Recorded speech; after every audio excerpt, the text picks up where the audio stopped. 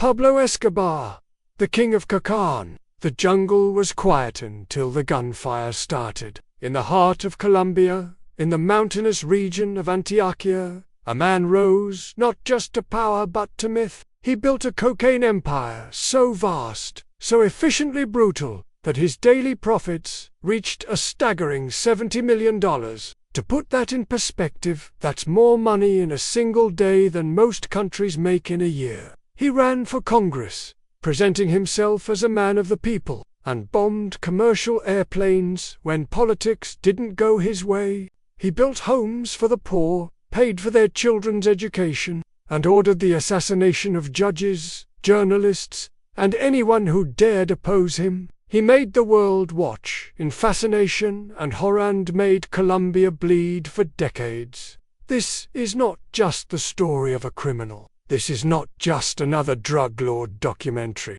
This is the story of Pablo Escobar, the man who didn't just break the law. Plata o plomo, silver or lead, you chose, he enforced. And today, you'll understand how one man's choices shaped the destiny of an entire nation. Pablo Emilio Escobar Gaviria was born on December 1, 1949, in Rio Negro, a small, forgotten town in Colombia's Antioquia region. Population barely 45,000 people. His father, Abel de Escobar, was a humble cattle farmer who struggled to make ends meet. His mother, Hamilda de los Dolores Gaviria, was a schoolteacher who believed education could lift her family from poverty. But Pablo was different. While other children played with toys, Pablo studied people. He watched how power worked, how money moved, and most importantly, how fear controlled everything. By his teenage years, he wasn't just rebellious, he was entrepreneurial in the darkest way. He started by stealing tombstones from cemeteries, sandblasting off the names, and reselling them to unsuspecting customers. Death, to Pablo, was already a business opportunity. Then came fake lottery tickets. He'd buy losing tickets, alter the numbers, and sell them to hopeful victims. When that wasn't enough, he graduated to car theft, running a sophisticated operation that could steal and resell vehicles across Colombia. But then, in the early 1970s, something changed everything. Escobar realized that rich, powerful America had a hunger. Not for food, not for oil, but for a white powder that could make you forget your problems, your pain, your entire world. Colombian cartels had only started experimenting with cocaine production. Small labs, local distribution, pocket change compared to what was possible. But Pablo saw something others missed. He didn't see a drug trade. He saw the future of power itself. So he built his first laboratory deep in the Colombian jungle, where the government couldn't reach and satellites couldn't see. This wasn't just a drug lab. This was the first brick in what would become a billion-dollar empire. He transported the product via small planes flying under radar, human mules crossing dangerous mountain trails, and secret routes that only he controlled. When one method was discovered, he already had 3 backups ready. When American customs started cracking down on individual smugglers, Pablo didn't retreat, he evolved. He bought his own fleet of planes, he bought his own pilots, he even bought his own airstrip, hidden so well that it took authorities years to find it. The cartel was born, and from the very beginning, Pablo made it clear this wasn't just a cartel. This was a kingdom, and he was going to be its undisputed king. By the late 1970s, Pablo had achieved something unprecedented in criminal history. He had cornered nearly 80% of the global cocaine market. Every gram snorted in Los Angeles, every line cut in New York, every party in Miami, it all led back to one man in. And what did he do with that unimaginable wealth? First, he built mansions that looked like palaces, dozens of them, each one more extravagant than the last. filled with gold fixtures, marble imported from Italy, and art stolen from museums. He bought private zoos and imported exotic animals from Africa: hippos, elephants, giraffes, creatures that had never seen Colombian soil. The hippos, incredibly, still roam the Colombian countryside today, nearly 30 years after his death. But here's where Pablo's genius and his manipulation truly showed. He also built soccer fields in the poorest neighborhoods. He constructed schools where children had never seen books. He built hospitals where people had been dying from treatable diseases. To the residents of slums, Pablo wasn't a drug lord. He was a savior. He was Robin Hood with a mustache and a smile. They called him Don Pablo, and they meant it with respect, with love, with gratitude. But behind every kind gesture was a calculated move.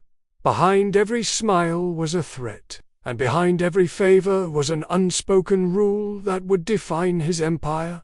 If you stand in my way, you don't just lose, you disappear. By the early 1980s, Pablo Escobar had transcended wealth. He wasn't just rich, he had entered a realm where money became meaningless. His operation was flying 15 tons of pure cocaine into the United States every single day.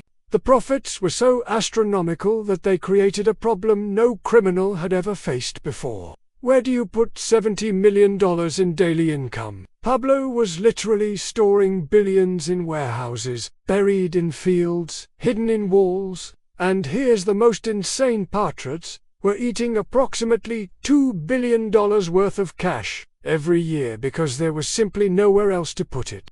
He wasn't hiding his wealth anymore. He was flaunting it like a badge of honor. Escobar bought over 800 properties across Colombia. Houses, apartments, farms, entire city blocks, all under different names, all part of his growing kingdom. The crown jewel was Hacienda, a sprawling 20-square-kilometer estate that wasn't just a home, it was a small country, complete with artificial lakes, helicopter landing pads, a private bullring, and exotic animals that turned the Colombian countryside into an African safari. To the public and to visiting dignitaries, he threw lavish parties that lasted 4 days. Champagne flowed like water, and celebrities from around the world came to witness the spectacle. But to his enemies, to anyone who questioned his authority, he threw grenades literally and figuratively. Politicians who resisted Pablo's influence were presented with a choice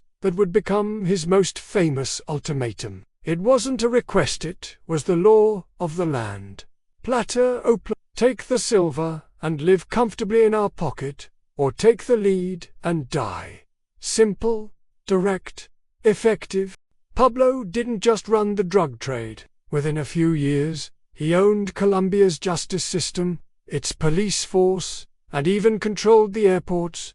Judges ruled in his favor. Cops looked the other way. Airport security waved his planes through without inspection.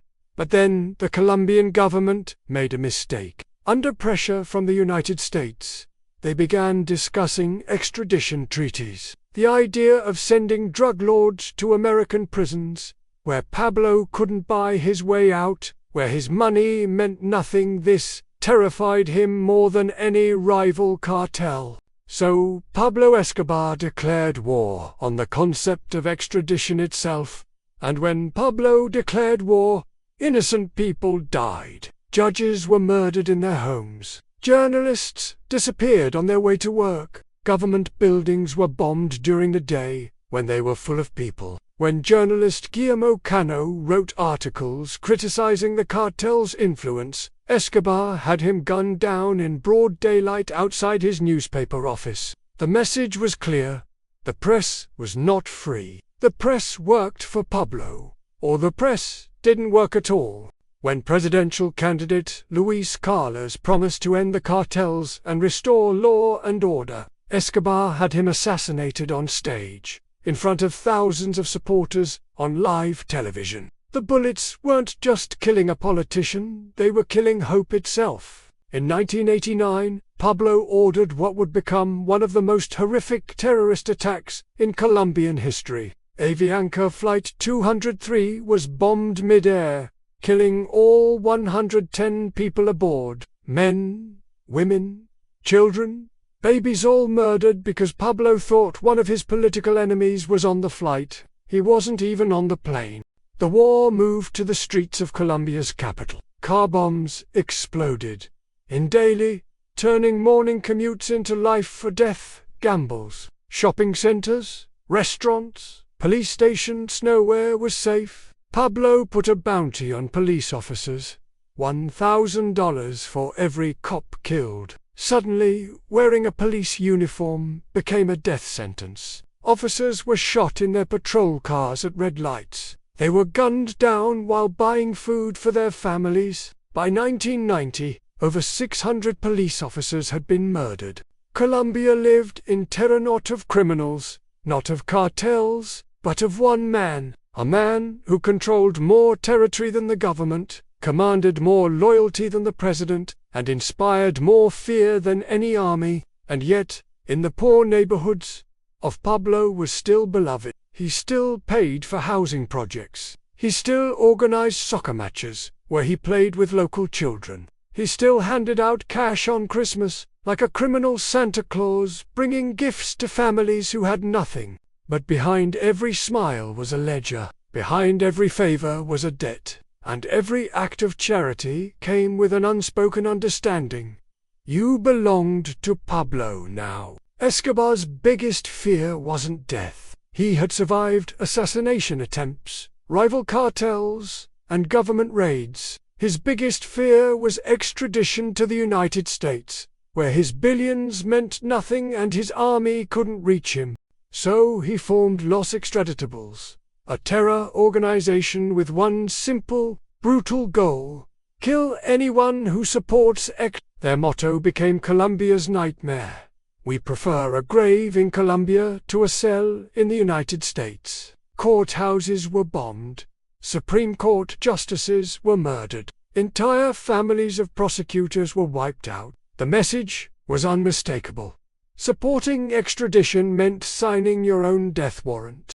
By 1991, the Colombian government was bleeding money, bleeding people, and bleeding hope. They were fighting a war they couldn't win against an enemy who had infinite resources and no conscience. So they made a deal with the devil. Escobar would surrender and serve time in prison, but only if he could design and build his own prison. The government, desperate for peace, agreed to terms that would make this imprisonment a mockery of justice. Pablo walked into La Catedral in July 1991 not as a prisoner, but as a king entering his palace. This wasn't a prison. It had a bar with top-shelf liquor, a jacuzzi overlooking the mountains, a waterfall for ambience, a full disco for entertainment. The guards weren't guards, they were employees.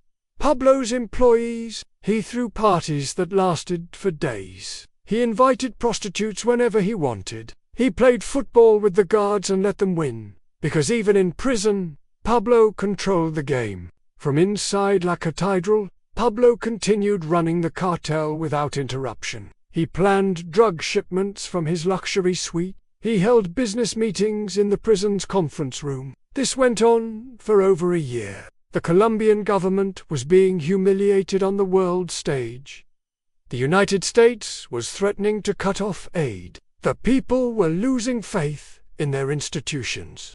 In July 1992, they finally decided to move him to a real prison. But when government forces arrived at La Catedral to transfer Pablo, they found exactly what you'd expect: an empty building and a mocking note. Pablo had walked out the back door before they reached the front. Now, for the first time in years, Pablo Escobar was truly a fugitive. And this time, he was alone. For over a year, Pablo ran like a man who had never run before. He was hunted by Colombian special forces, by USD agents who had been tracking him for decades, and by a mysterious vigilante group called Los Peps People, persecuted by Pablo Escobar. Los Peps weren't just victims seeking justice, they were rival cartels, former Escobar allies, who had turned against him, and families of his victims, who had decided that if the government couldn't stop Pablo, one by one, Pablo's empire crumbled. His most trusted lieutenants were found dead. His money launderers disappeared. His safe houses were raided. The king was watching his kingdom burn, and there was nothing he could do to stop it. His family was detained, questioned, and placed under constant surveillance. His wife and children, who had lived like royalty, were now prisoners in their own country. Pablo, for the first time in his life, was truly isolated. Still, Pablo held out. He moved from safe house to safe house, never staying anywhere for more than a few days. He disguised himself, traveled only at night, and trusted no one completely. But on December 2nd, 1993, Pablo Escobar made the mistake that would end everything. He called his son Juan Pablo. It was his son's birthday, and despite being the most wanted man in the world, Pablo was still a father. The call lasted more than a minute. In that minute, Colombian intelligence, working with US technology, traced the signal to a middle-class neighborhood. Colombian special forces closed in on a nondescript house on a quiet street. Pablo, realizing he was surrounded, tried to escape across the rooftops. The same man who had once controlled an entire country was now running across clay tiles, barefoot and desperate.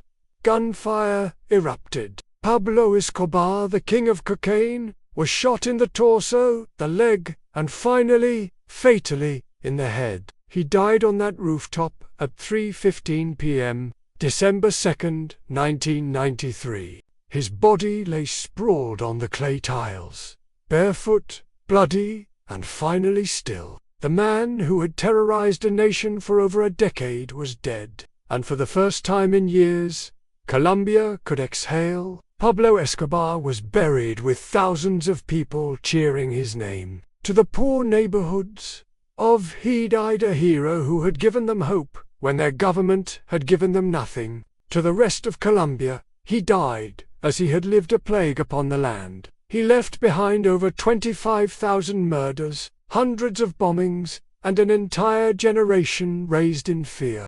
Yet today, Pablo's story still sells. Netflix series make him a folk hero.